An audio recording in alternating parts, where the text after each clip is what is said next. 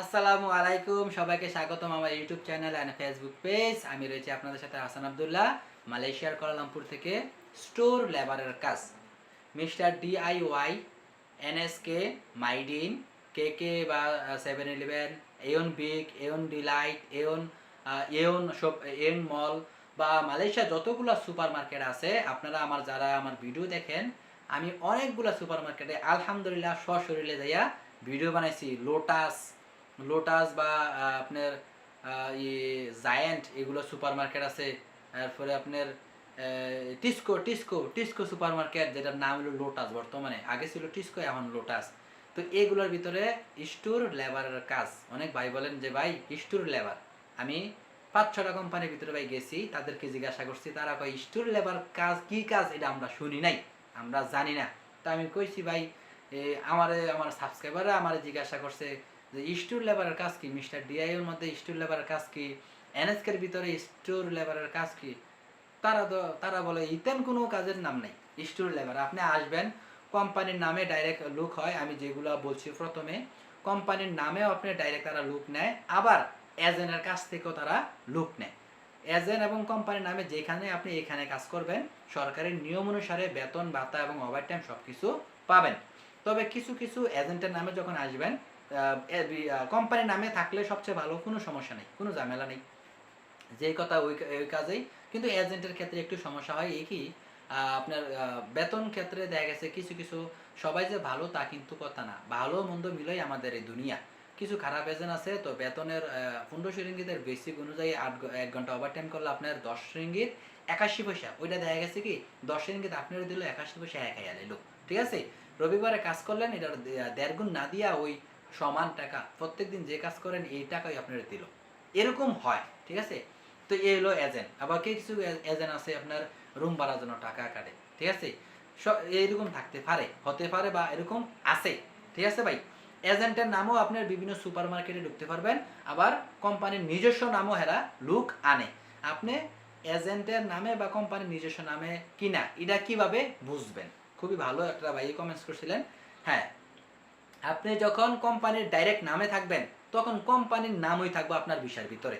আপনার কলিং পেপারের উপর দিয়া কোম্পানির নাম ডাইরেক্ট থাকবো, ঠিক আছে, বুঝাইতাম পারছি। তখনই আপনি বুঝবেন যে এটা কোম্পানির নাম। যেমন NSK ট্রেড সিটি, NSK এর পুরো নাম হলো NSK ট্রেড সিটি। এরপরে এয়ন মল, এয়ন বিগ, তারপর মাইডিন, তারপর দেখা গেছে কি মিস্টার DIY, তারপর দেখা গেছে আপনার KK, তারপর 7-Eleven। এরকম আপনার কলিং পেপারের উপরে জায়ান্ট, টিস্কো, তারপর লোটাস, এরকম কোম্পানির কলিং পেপারের যে হাতের বাম সাইডের কোনার দিয়ে যে কলিং পেপার আসে, ওইটার উপরে সুন্দর করে লেখা থাকবো, ঠিক আছে। আমি আপনার এই দিকে দেখেন, আপনার এই দিকে দেখেন, এই জায়গাটার আপনার নাম, কোম্পানির নাম, ঠিকানা সব কিছু লেখা থাকবে। আর যখন আপনি এজেন্টের নামে হবে ভিসাটা, তখন এজেন্ট যে কোম্পানি, প্রতিটাই একটা কোম্পানির নাম আছে। যেমন আছে আপনার স্টার ডোমেন, অনেক ভাই কমেন্টস করেন স্টার ডোমেন কোম্পানি, তারা কিন্তু বিভিন্ন জায়গায় কর্মী সাপ্লাই দেয়, ঠিক আছে। আমি ভাই মালয়েশিয়া আছি, কোনো সমস্যা হলে আবার আমার ইয়ে ধরে লয়ে যাবো। স্টার ডোমেনের তারা ডাইরেক্ট বিভিন্ন জায়গায়, হোটেল, রেস্টুরেন্ট, এই জায়গায় লুক সাপ্লাই দেয়, নিয়োগ দেয়, ঠিক আছে। কিন্তু এইটি হলো আপনার এজেন্ট বিষয় বা সাপ্লাইয়ের বিষয় বলতে পারেন। তাদের নাম থাকবো, তারা NSK দিবে, তারা মাইডিনে দিবে, তারা এই কোম্পানিতে ওই কোম্পানিতে লোক নিয়োগ দিবে, ঠিক আছে। এইভাবে চিনতে পারবেন। তারপর আসেন যে এক কাজের কথা বললা আরেক কাজে কাজ করতে পারবেন না। হ্যাঁ, আপনি যখন মালয়েশিয়া আসবেন, আপনি কনস্ট্রাকশন লেভেলে যখন কাজ করবেন, আপনার ভিসা থাকবো রাজমিস্ত্রি ভিসা, কিন্তু আপনি সুপার মার্কেটে কাজ করতে পারবেন। আপনার ভিসা সুপার মার্কেটে, আপনি বড় ফ্যাক্টরিতে কাজ করতে পারবেন। আপনি মূলত এইটাই, আপনি এক নামে আইসা, এজেন্টের নামে আইসা আপনি বিভিন্ন জায়গায় কাজ করতে পারবেন। আর সার্ভিস সেক্টরের কাজ সবচেয়ে বেশি, ঠিক আছে। সার্ভিস সেক্টরে আইসা আপনি এই জায়গায় করতে পারবেন, কনস্ট্রাকশনে বা ফার্ম বাগানের কাজে এসে আপনি অন্য জায়গায় কাজ করতে পারবেন, কোনো সমস্যা নাই। এবার আসুন সমস্যাটা কি। সমস্যাটা হলো ওই, যখন রেড দিব, যখন পুলিশে ধরবো, তখন ভাই একবার অবস্থা বেকার।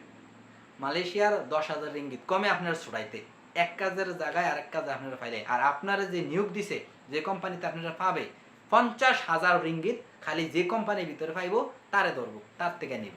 এটা হলো মালয়েশিয়ার নিয়ম। আমাদের কোম্পানির ভিতরে 3 জন আছে, তো যখনই পুলিশে আসে রেট দেয়, 3 অর্ডার ধরে, ধরলে কি হয়, ওই কিছু দেয়, রাইকা দেয়, এটা হলো একটাই ফ্যাক্ট। ভালো মন্দ কিন্তু আছে, আমি আর বেশি কই না ভাই, আমি মালয়েশিয়ায় আছি। তো এই আবার যেটি ইমিগ্রেশন যেটি করে এটি কিছু দিল কোনো ডিসকাউন্ট নাই, কোম্পানির জরিমানা করব। আর যে লোক থাকবো এক কাজের নামে আরেক কাজে আইসা কাজ করতেছে তারও ধরে নিয়ে যাবো, ঠিক আছে। ধরে নেওয়ার পরে যদি কিছু দেয়, বেশি মোটা অঙ্কের কিছু দেয়, তাহলে ছুটাইতে পারে, আর নাইলে আল্লাহর হস্তে বাড়িতে, ঠিক আছে। আমি আবার বলি, এক কাজের নামে আইসা অন্য কাজ আপনি করতে পারবেন, কোনো সমস্যা নাই। কিন্তু যখন পুলিশ আপনারা ধরতে পারবে তখনই সমস্যা হবে। যখন নর্মালগুলা ধরবে তখন মনে করেন 5,000 6,000 রিঙ্গিত দিয়া আপনি বাইরে হয়ে আসতে পারবেন।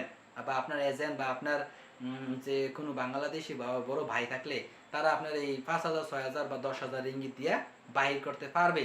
আর যখন না পারবে তখন আল্লাহর রাস্তায় বাড়িতে। আর মালয়েশিয়ার জেল অনেক অনেক অনেক অনেক খারাপ, মালয়েশিয়ার জেল খুব খারাপ, এতটুকুই বললাম, আর কিছু বলতাম না। মালয়েশিয়ার জেল খুব খারাপ, মানুষ মনে করে না, জানোয়ার মনে করে, ঠিক আছে। মালয়েশিয়ার জেল খুব খারাপ, মালয়েশিয়ার এই সিস্টেমটাই ভালো না।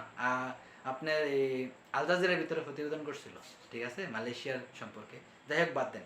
তো এই ছিল ভাই, আরো কিছু জানতে চাইলে ইনশাল্লাহ কমেন্টস করবেন। সবাই ভালো থাকবেন, সুস্থ থাকবেন, সেই দোয়াই করি। মালয়েশিয়া অত্যন্ত সুন্দর, আমার বাঙালি ভাই আসুক, সুন্দর ভালো কাজ পাক, সেটাই দোয়া করি। সালামু আলাইকুম।